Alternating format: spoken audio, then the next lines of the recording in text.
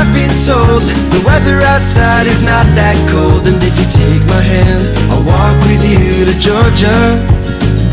Hello and welcome to Country with Celine. Today we are joined by PJC, Patrick James Clark, a lyrical genius, always releasing new original songs, keeping you on your toes. Been that classic throwback, old school kind of style, like a needle sliding through the groove on vinyl. Could have been that timeless love song people sing forever, but I was wrong with just another sad song. Especially during this whole lockdown, if you live in Ontario, you will know, and Patrick knows what it's all about. Patrick, how are you doing tonight? I'm good. I'm happy to be here. It's nice to have some interaction with other people in the lockdown. So thanks for asking me to come on. I'm happy to chat. Anytime. I know it's so nice to have that social interaction with people at this time. It's something that humans crave to do too. Yeah, for sure. And now going back to 2020, as I was mentioning before, 2020 was a trying year for everybody, but especially for artists. You guys got your performances like kind of pulled out under your feet. Can't perform in bars, can't perform at a concert. You couldn't do nothing pretty much. Mm-hmm. So all you had to do was really stay in your house and practice, write, get better at your craft.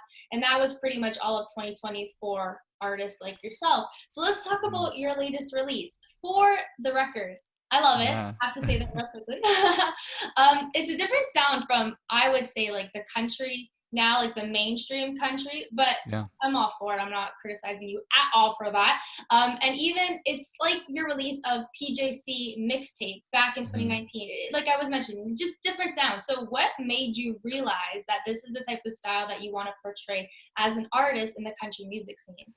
Yeah. Well, that's a great question. You know, and I think to like the mixtape that we did, that was sort of like testing the waters a little bit. You know, it was sort of rebranding. Like I'd put out music and stuff in like in the past, but this was sort of kind of a fresh launch with the team that I'm working with now. So we sort of took everything down and put out a new project. And yeah, if you listen to those three songs, they all sort of have a different identity, you know, like there's sort of a Bruno Mars-y vibe with the Yacht Money song, and then Broken Hearts and Getaway Cars is kind of more what you would think of as traditional sort of mainstream pop country right now, and then Photos of You is sort of going into a little bit more pop, Old Dominion, sort of John Mayer world. And what we were kind of doing with that is, you know, we were writing a lot of stuff, and me and my producer Jordan Honsinger, who we worked with on this project, and we wanted to sort of see what kind of the reaction was to it and see what people responded the most to. It was kind of interesting that people responded to all of it. It was like they liked the package of it. So that sort of gave us the reins to go forward with, oh, well, let's just do what we think is interesting. You know, let's see what is kind of speaking to us in the studio. And the sort of sonic brand that I'm trying to carve out is sort of like a Canadian Old Dominion. There was sort of some open real estate in that world. So with For the Record, that was sort of the angle we tried to go in, and that really kind of speaks to having groove and sort of some swagger to it, you know, musically. Yeah. And lyrically, that is like, as a songwriter, I'm probably a lyricist first, so like the songwriting element of it had to be really interesting to us. So that song was co-written For the Record by myself, Jordan Honsinger, and Rich Cloak, and we were driving into, you know, how much can we sort of spin around with this little hook for the record and make every line sort of interesting to us. So when we were picking songs to cut, you know, that was certainly a forerunner, and Jordan came up with this sort of groove, which you hear right at the beginning, that's got like the dun, dun, dun, dun. And it just immediately sort of had that sonic, oh, you just want to kind of dance to that. And it really played in that lane of that sort of Old Dominion, laid back vibe. So that sort of helped sort of set a tone going forward. Going this way, I'm not saying you're to blame, but for the record, I'm the one getting no sleeping. You were so bent on leaving, you made it look so damn easy. Could have been that classic throwback, old school kind of style. That is a total Old Dominion type of vibe I was getting. Oh my gosh. Yeah, that is a song that you would dance to too. As soon as Rockin' Horse opens back up down in Toronto, that better be played. Yeah. But like I was mentioning, so many days, so many weeks, so many months that you had to like practice your craft, practice songwriting. So you started originals only.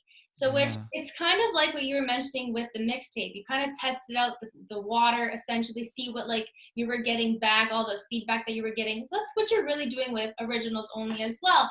So you play original songs. Now it's every Monday at 7 p.m. Yes. And it's songs that you have written or you have co-written with other artists. So are you ever going to release any of those songs that you end up playing? Because I just have to say, if it works for you, that one needs to drop.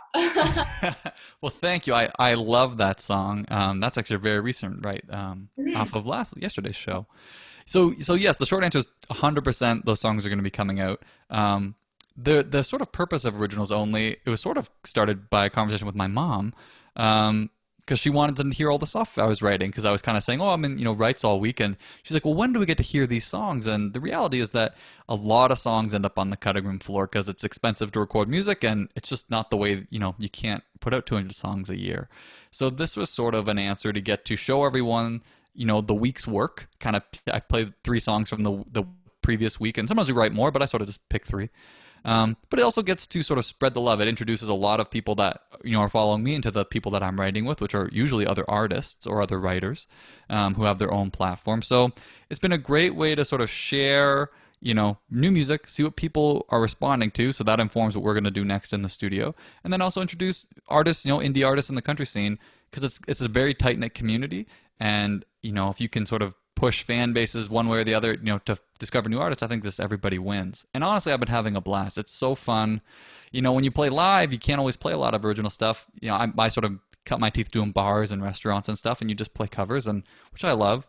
But this is a very intimate, it's like 15 minutes. It doesn't take a lot of people's time. You can come in, you can hear 3 songs, you can get back to your evening. And the response and feedback has been just wonderful. So yeah, that's kind of what we're doing with that show. And you get to pick up people's brains, the artists' brains as well, and you get to like collaborate and like see what's good, see what's not good. It's really interesting how, and honestly, I did not know how tight knit of a community the musicians are. As you were just mentioning, I had no idea until I started Country with Celine how close you guys all are. You guys all talk, you guys all write music together, you guys all support each other, which is so nice to see, especially in a time like this. But going back, you said it costs money to produce songs, produce music. Sure. How to just please explain that. Sure.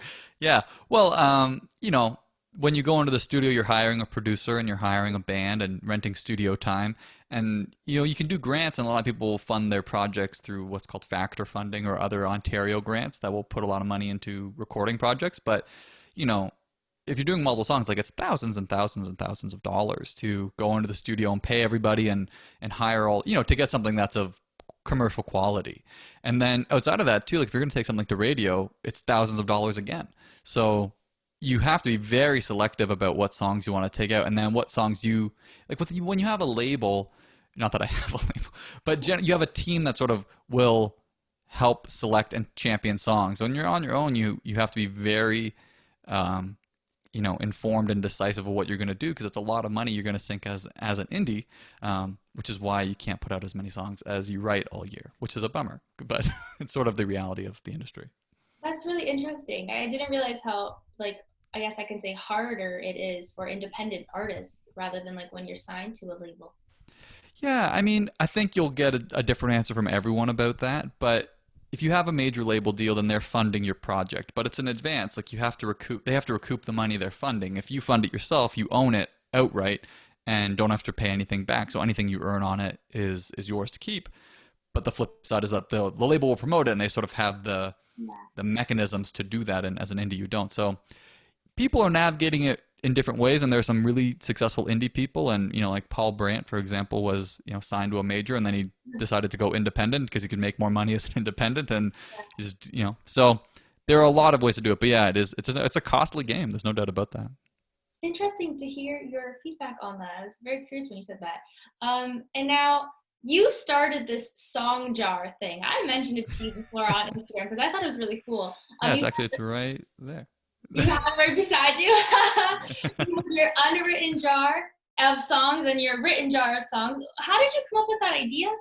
Yeah, well, I wish I could take credit from it, but I did take the idea from a book called Atomic Habits, which is it was talking about emails and in cold call emails, and it just said like, it was a test study, or they're using an example. Someone had a jar of paper clips on their desk and they moved 10 over every morning to send out their cold call sales emails. And then so I liked this idea for songwriting because it was getting really hard to track songs as well, and we were writing so many and they're sort of going into a Google Doc. And it's funny, like it's a small thing, but so yeah, I have this little jar. I can bring it on the screen here. This little jar of marbles here, and it took me a while. I wanted to find like really cool that represent a song. Yeah, so I have an unwritten songs jar which has 200 marbles in it, and this is my written song jar, which I move one over. And it was really just a way to stay accountable and get to post something every time you write a song, to get to shout out the other artists involved. But honestly, as an accountability tool, it's probably the most effective thing that I have found. And I don't know, it's cool. It's a very satisfying and gratifying thing to do when you get to move one over every day. And it's at like 65 now, and we're working our way through.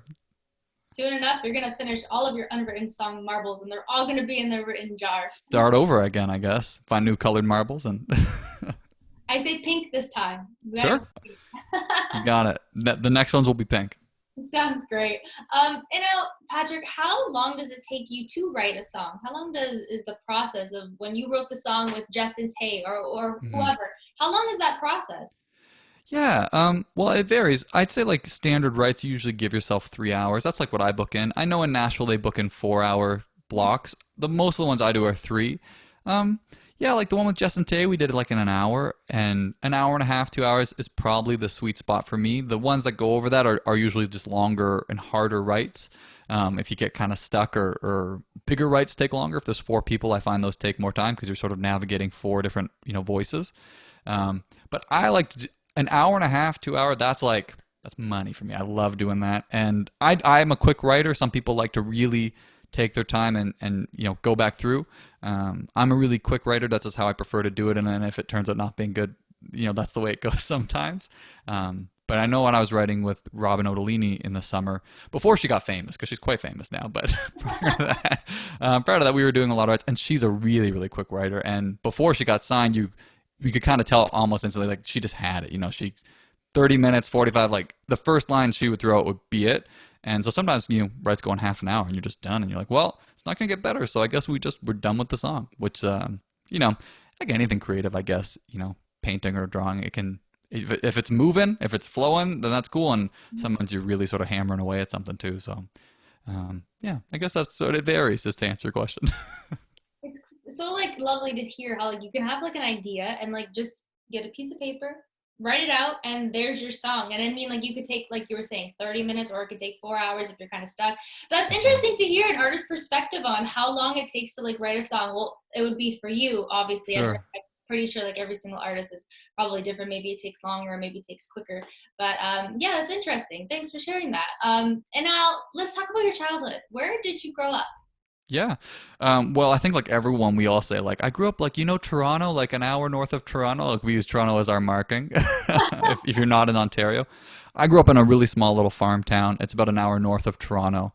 Orangeville is probably like the biggest marker for where it is. And then it was like 20 minutes north of that. But yeah, super small little rural farm town is where I grew up, up until I moved to London, 7 years ago. And now, were you always surrounded by music as a child, or was it something that you found an interest in years later? Yeah, for sure. My brother is a really talented musician, and he's 5 years older than me. So he was playing guitar, when he was like 8. So I was like 3. So it was like he was always doing music. I got into music really young when I was 6. I started taking drum lessons and did that like my whole life, up until I went to music school for drumming and stuff. So like it was always a factor. My parents aren't really musical. My mom, did piano, but she'll be the first to say she can read the music on the page, but that's about as far as it goes. So it was really me and my brother that always kind of had it moving around. But it was always, when you're a kid, like I don't know, you go to karate lessons and you take drum lessons. Like I don't know how much I was in it. As much as it was like sort of a constant. But then by way of that, by the time you're 15, 16, you're like pretty good because you've just been doing it forever, which then informed, I went to music school, a couple music schools, but yeah, it was always really, really prevalent growing up for sure. So I'm guessing as soon as you turned 15 or like 16, you knew that you wanted to pursue music as a career? Yeah, I mean, it was always a factor, right? Like the reality is I wasn't very good at like when I was 15. Like that's just the truth. It just I wasn't very good at singing. I was mostly just drumming and I didn't really know the avenues for that to go. So I had a lot of things up in the air and I applied to a lot of different schools, for different things and was looking, playing a lot of different options. But it ultimately came down to, you know, I was really in a place where I wanted to be writing songs and sort of doing like the frontman thing, but I only had the skill set as a drummer. Like that was the, the position I was in. So I ended up going to Mohawk College in Hamilton for jazz drumming with sort of the intention of like, okay, like I'm here, I'm in music school. Like I got into music school. Now like learn how to sing. And I was sort of trying to pivot my way through while being, a drum major. And eventually it all started to line up, but it wasn't like it was not like, oh man, like as soon as I'm like songwriter, like I'm going for it. It wasn't really clear how to do that either. So fortunately my brother went to music school too, so I sort of had a little bit of a guide to follow that way. But yeah, I wish I could say like I knew it, I was gonna be a star and I wanted it, but it's just not a clear trajectory to follow. So but I did end up, right out of high school going to music school. So I guess yes is the answer.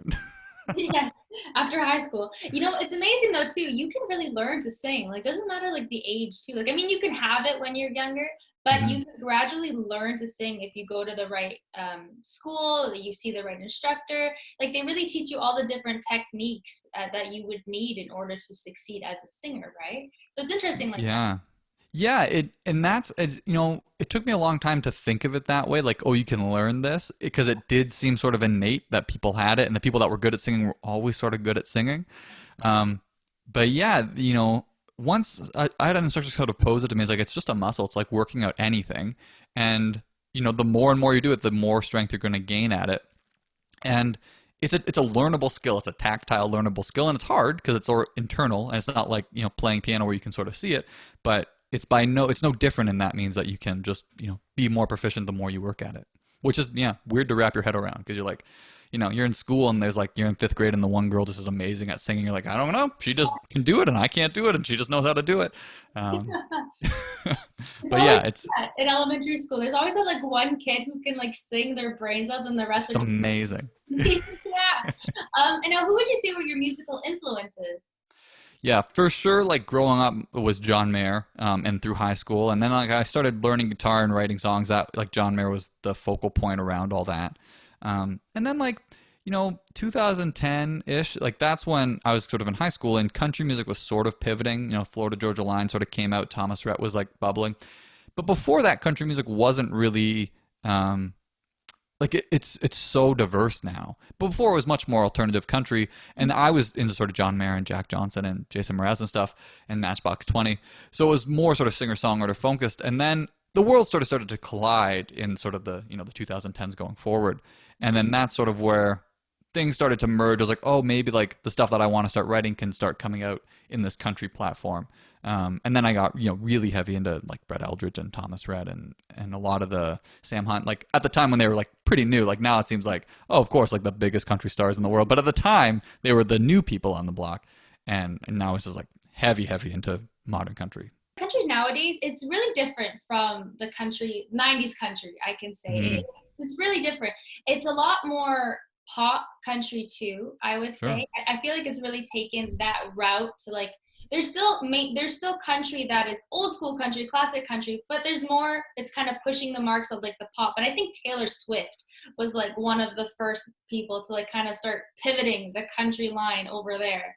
Yeah, for sure. And I think the problem, if you want to call it a problem, but the reason like the genres like that is because if more than anything, it desperately needs to be subdivided into subgenres, but it doesn't. It just has blanket country.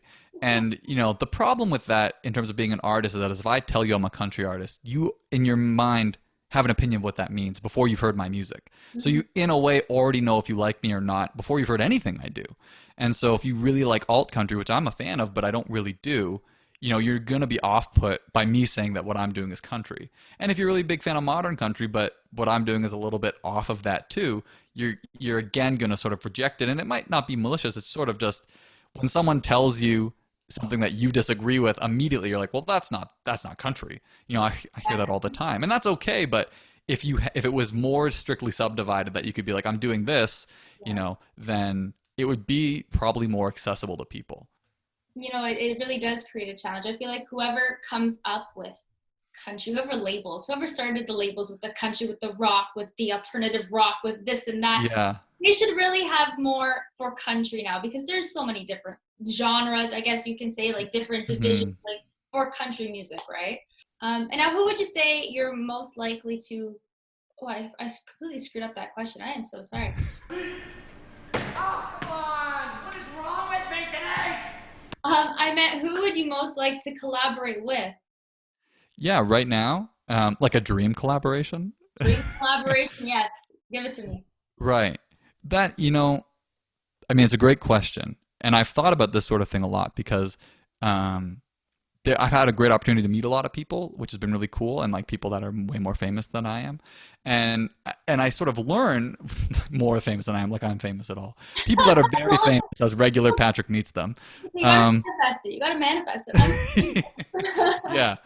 No, but you know, at the CCMAs and stuff, everyone's in the same room and you can go chat to people. And you know, a couple years ago when I got to meet, like Brett Eldridge or Brett Kissel, like the Canadian guys, or Donovan Woods or Chad Brownlee and Dallas Smith and stuff. Those are all like big artists, and so there's a navigation to like, you know, people that you want to preserve as like famous, and they live in this little world, right? So like obviously I would say John Mayer, but I can't like sully my like John Mayer's got to be just up over here for me. Like I can't interact with John Mayer. It'd be too much. I'd probably just faint. Like I can't be a part of that.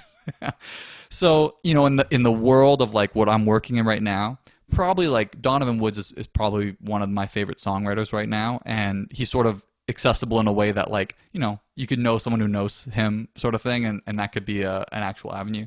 And I just think what he's doing, man, it's just so great. So that would probably be up there on the top tier collabs for me right now. And then John Mayer would sort of live off in like this fantasy land where we become friends, and I don't know, we have a podcast together. I don't know. You and Jason Mraz and John Mayer, a podcast, that'd be interesting. It would just be me like asking them about like, so in 2001 when you put out that first record, like were you thinking Your Body is a Wonderland was gonna kind of become so kitschy? Like Oh, that's John Mayer hits you in a way that like just no one can hit you in that way. I don't know how else to explain it. I agree. You feel it too.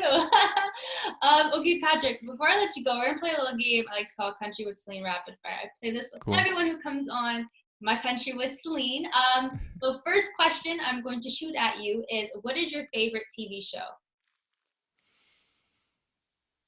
Oh, it's rapid fire, right? Okay. Yeah.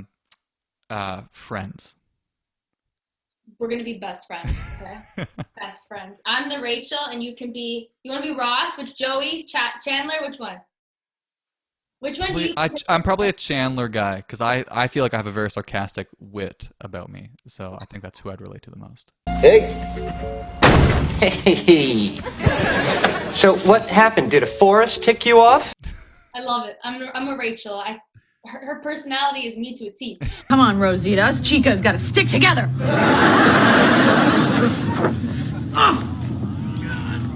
Go! You bitch. What would you say is your favorite sports team? The Blue Jays. Okay, I'll give it to you. Your favorite quote? My favorite quote. Bravery is not the absence of fear; it is taking action in spite of being afraid. So I love how you remembered that. Yeah, it took me a second, but yeah, it's a Neil Gaiman quote. I like that. And what would you say is your first job?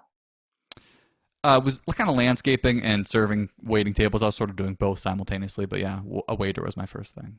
And how would your friends describe you? I'd like to say funny. Like I'd like to say that that's how they would think of me, but usually the thing you think people think of you is not that. But I don't know. Maybe enjoyable, you know, like someone that you'd like to hang out with. That's what I'd like to be. The guy you want to get a drink with. That's what I'd like to go by. I'm getting a very chill vibe from you too. Thanks. Great. That's what I try and give off. Well, thank you so much, Patrick, for joining me on Country with Celine. I should mention that you were recently nominated for 2 Forest City London Music Awards. So, Yeah. wishing you all the best with that. Everybody should go out and vote. Thank you. No problem. But thank you so much, Patrick, and I can't wait to chat again with you soon. This was a pleasure. Thanks you for a lovely interview. Own idea, so forget 'em all and do it differently.